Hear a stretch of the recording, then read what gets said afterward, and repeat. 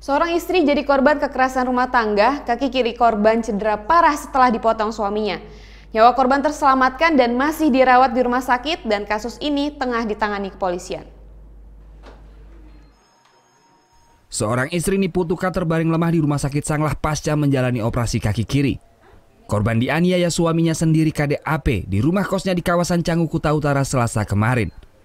KDAP menganiaya korban hingga menyebabkan kaki korban putus setelah dipotong pelaku. Korban selamat setelah dibawa saksi yang merupakan tetangga ke rumah sakit.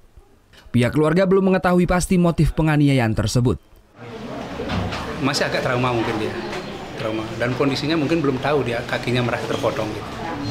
Belum tahu bahwa kakinya itu terpotong.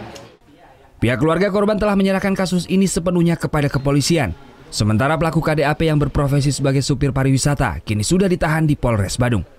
Surya Sanjaya melaporkan untuk NET.